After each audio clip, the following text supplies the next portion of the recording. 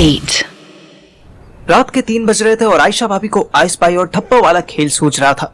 वो अथर्व की छत पर उसको उठाने की कोशिश कर चुकी थी, पर अथर्व बाबू तो ना जाने कौन सी सेक्सी वीडियो देखकर सोए थे कि उठने का नाम ही नहीं ले रहे थे। आयशा भाभी भी कम नहीं थी। वो एक बार पहले भी उस छत के लोहे वाले दरवाजे की थक थक से उठा चुकी थी। उन्होंने फिर वही आइडिया ट्राई किया।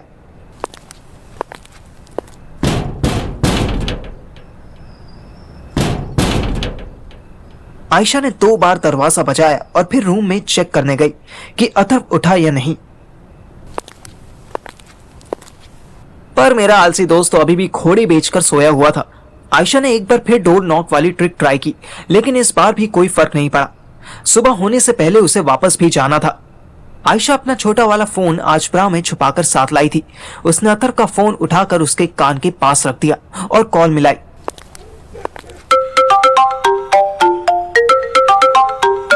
अथर्व हड़बड़ा कर उठा। क्या हुआ? कौन है?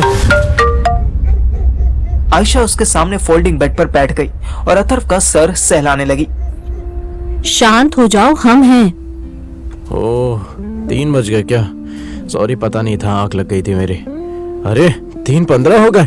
तुम 15 मिनट से परेशान हो रही थी। कोई बात नहीं, तुम्हें उठाने के लिए ही कॉल किया। सुबह होने से पहले मुझे वापस जाना है ना। अथर्व ने तुरंत छोटा वाला बल्ब जलाया और पापा की डिब्बी से चुराई हुई सिगरेट आयशा की ओर बढ़ा दी। फिर इससे पहले कि वो भूल जाए, उसने रूम का दरवाजा बंद किया। आयशा ने सिगरेट वापस टेबल पर रख दी और बेड पर बैठकर मुस्कुराने लगी, पर आज उसकी आंखों में वो स्पार्क नहीं था जिसे देखकर अथर्व का रोम रोम एक्टिव हो जाता था। अथर्व उसके पास आया और कस के गले लग गया। आराम से। अथर्व अलग हुआ और आयशा की आंखों में देखने लगा। आज तुम्हारी आंख में एक्साइटमेंट नहीं, पेन फील हुआ, ऐसा क्यों? हाँ, ऐसा कुछ नहीं है। तुम बहुत दिनों बाद मिल रहे हो ना, इसीलिए। अथर्व ने उसके गाल अपने हाथों में ले लिए और बहुत प्यार से स्लोली अपने होठों को उसके होठों पर रखा। अथर्व का बदन गर्म होने लगा था। उसने आयशा की नाइटी उतार दी और उसके ऊपर चढ़ने ही लगा था कि आयशा फिर कराहने लगी। आराम से। अथर्व हटा और उसने मोबाइल टॉर्च चलाकर आयशा को देखा। आयशा ने अपने हाथों से मुंह ढक लिया। ये बदमाशी नहीं चलेगी, वीडियो मत निकालो ना। वीडियो नहीं बना रहा, तुम्हें देख रहा हूँ। आयशा ब्रा और पैंटी में लेटी थी। अथर्व ने ध्यान से देखा कि उसकी जितनी बॉडी विजिबल थी, ऑलमोस्ट उतने में यहाँ वहां निशान पड़े हुए थे। अथर्व ने जबरदस्ती आयशा की करवट बदली और उसकी बैक देखी। अरे क्या देख रहे हो? आयशा की पीठ पर चोट के निशान बने हुए थे। ये क्या है? कैसे हुआ? आयशा सीधी हुई और दीवार पर टेक लगाकर बैठ गई।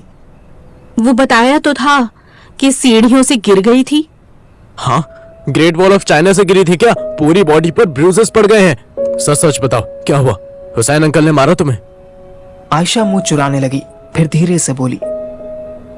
हम कपड़े पहन लें? नहीं, पहले बताओ क्या बात है अभी। अच्छा तो कोई चादर दे दो, हमें ठंड लग रही है। अथर्व ने पतली सी चादर उसको दे दी।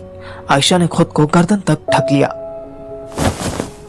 जिस दिन हम पार्थिव और उसकी माशूका को पुलिस थाने से छुड़ाने गए थे, याद है? हाँ, वो कैसे भूल सकता हूँ मैं। उस दिन तुम हेल्प ना करती तो बेचारा पार्थिव का बहुत बुरा हाल हो जाता। पार्थिव तो कितना, अरे वो क्या कहते हैं, हाँ, एहसान मानता है तुम्हारा बहुत ज्यादा। वो एहसान करना बहुत भारी पड़ गया हमें। कैसे? करोल बाग थाने के एसएचओ हमारे पुराने दोस्त हैं, हमें बहुत मानते हैं। कभी उनसे हमारी बहुत घनी दोस्ती थी, पर इससे आगे कभी कुछ हो ना सका। उस रोज वो बरसों बाद मिले तो आही भरने लगे। हमने उनको कहा भी कि दिन का समय है, आप अभी ऐसे हमारे साथ मत चलिए, कोई देखेगा तो हमें ही बुरा कहेगा। पर वो माने नहीं। उनको लगा वो हकीम है, इतने बड़े थाने के एसएचओ हैं, उनके रहते कोई क्या कर लेगा। वो पुलिस जीप की बजाय अपनी टोयोटा कैमरी से हमको घर छोड़ने आ गए। और तुम्हारे पति ने देख लिया? नहीं, वो देख लेते तो कोई बात न थी, हम उनको समझा लेते। वो बहुत सरल आदमी हैं। उनसे कुछ होता नहीं तो वो बेवजह का हक भी नहीं जमाते। समस्या ये हुई कि गफ्फार मार्केट के किसी लड़के ने हमें वहां देख लिया। वो लड़का हमारे छोटे भाई का खास दोस्त था। उसने एक की चार लगाकर हमारे अब्बू को बताई। अब्बू अम्मी उसी रविवार को घर आए और हुसैन साहब के इतने कान भरे कि उन्होंने हमें थप्पड़ मार दिया। ओह, फिर इतना मारा? नहीं, जब हम गलत नहीं थे तो हमको भी गुस्सा आ गया। हमने भी उनके गाल पे ईंट लगा दिया। ओह, फिर उन्होंने इतना मारा? नहीं। मैं जो भी कह रहा हूँ उसका जवाब तो तुम नहीं नहीं दिए जा रही हो। वो इसलिए कि तुमको अपनी बात सही करने की आफत है। तुम गुस्सा करने में लगे हो, मेरी पूरी बात सुन नहीं रहे हो। 2 सेकंड तक ऑकवर्ड साइलेंस हो गया। सॉरी, बताओ ना। नहीं, रहने दो। तुम्हें जो करना है वो करो ना, क्यों फालतू बातों में लग गए? अरे सॉरी ना, वो मुझे जानने की इतनी जल्दी हो गई थी कि तुम्हें इतनी चोट। अच्छा सॉरी, दिल से सॉरी। अब बताओ ना। नहीं बताना। हमदर्दी दिखाने का ड्रामा ना किया करो। तुम्हें जो चाहिए वो हम देने को राजी तो हैं। हमें भी चाहिए, इसीलिए दिक्कत क्या है? करो और हमें जाने दो। अतर समझ रहा था कि आयशा पूरी तरह बिदक गई है। उसने अपनी टी शर्ट उतारी तो आयशा ने मुंह घुमा लिया। अतर ने अपना पैजामा भी उतार दिया और उसी पतली सी चादर में घुस गया और आयशा की पीठ से अपनी गरम गरम चेस्ट चिपका दी। अपना सर उठाओ। आयशा ने हल्का सा अपना सर उधर किया और अंडरवेयर उतारने लगी। अतर ने उसके सर के नीचे अपना हाथ रख दिया और उसको वापस अंडरवेयर पहनाने लगा। रुको, नहीं करना अभी, बस तुम्हें हक करना था। अब बताओ क्या हुआ? अतर ने जैसे ही उसको बाहों में भरा, आयशा की आंखों से आंसू आने लगे। उसने अतर का हाथ जोर से पकड़ लिया। हम मानते हैं कि हमें सबके सामने हुसैन साहब पर हाथ नहीं उठाना चाहिए था, पर इसकी इतनी बड़ी सजा दी हमारे घर वालों ने। अब्बू, अम्मी, हमारे छोटे भाई, जिसके जो हाथ में आया हमें उससे मारा। बेल्ट से, चप्पल से, झाड़ू से, सब से। ऐसे तो मैं तब पिटा था जब मैं 4th क्लास के 2 सब्जेक्ट में फेल हो गया था। मम्मी ने बहुत मारा था यार। आयशा का रोना रुका और उसने गर्दन घुमाकर अतर की तरफ देखा। तुम्हें मजाक सूझ रहा है? अरे नहीं नहीं, तुम पिटी हो, तुम्हें आइडिया होगा कि ऐसे घर के हर आइटम से पिटना मजाक नहीं होता। आज भी सोचता हूँ तो बैक पेन होने लगती है, पर तुम्हारे हस्बैंड ने बीच बचाव नहीं किया। उन्हें तो तुम अच्छा आदमी बता रही हो। अच्छे नहीं, सीधे आदमी हैं। वो कुछ नहीं बोले, पर एक तरह से ठीक ही हुआ। भले ही उस एसएचओ के साथ हमारा ऐसा वैसा संबंध नहीं था, पर औरों के साथ तो था ना।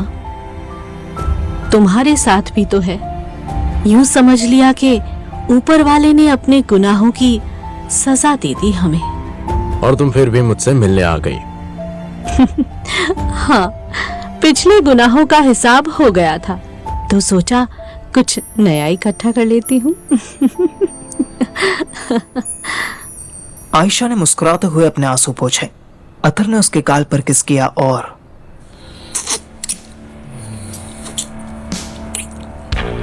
अपने हाथ उसकी ब्रा में डाल दिए। इधर आयशा अपनी दर्द भरी कहानी सुना के हटी थी और नीचे अथर्व के पापा श्री अमिताभ शर्मा जी रात 3:30 बजे चप्पलें ढूंढ रहे थे। पापा बेचारे 11 बजे ही बेड पर चले गए थे, पर उनको चैन की नींद 1 बजे के बाद ही आई थी। मगर फिर 3 बजे के आसपास उनको एक सपना आया कि छत के रास्ते कोई चोर घर में घुस रहा है, पर वो चोर सीढ़ियां उतरने से पहले छत का दरवाजा बजा रहा है ताकि कोई जाग रहा हो तो अभी बाहर आ जाए। फिर पापा ने देखा कि वो चोर उनकी एश ट्रे से आधी जली सिगरेट उठाने लगा। पापा की सपने में नींद खुली और उन्होंने उस चोर को पकड़ लिया। चोर ने ब्लैक मास्क पहना था। उन्होंने जैसे ही चोर का मास्क हटाया तो वो उनका साला गुंजन निकला। पापा हड़बड़ा के उठ गए। 3:30 बज रहे थे। उन्होंने पहले पानी पिया, फिर वॉशरूम होकर आए। बाहर आने के बाद वो 2 सेकंड रिलैक्स भी नहीं हो पाए थे कि उनका मन छत का दरवाजा चेक करने के लिए मचलने लगा। पापा धीरे धीरे छत पर पहुंचे। उनके सपने का स्टेप 1 तो सही साबित हुआ था। छत का दरवाजा खुला था। वो छत पर पहुंचे तो छत के छोटे से रूम से पिद्दी से बल्ब की रोशनी भी बाहर आ रही थी। वो और दबे पांव आगे बढ़े। दरवाजा हालांकि अंदर से बंद था, पर उस लोहे के गेट से अंदर झांकने पर बेड दिखाई देता था।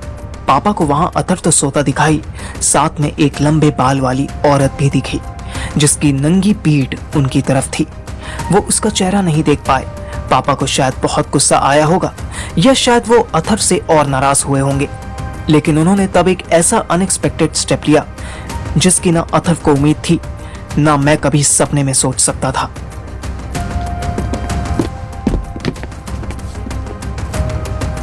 वो ऐसे छत से नीचे उतर गए जैसे उन्होंने कुछ देखा ही नहीं। वहीं अथर्व शायद पहली बार बिना सेक्स किए आयशा को कस के पकड़कर सो गया।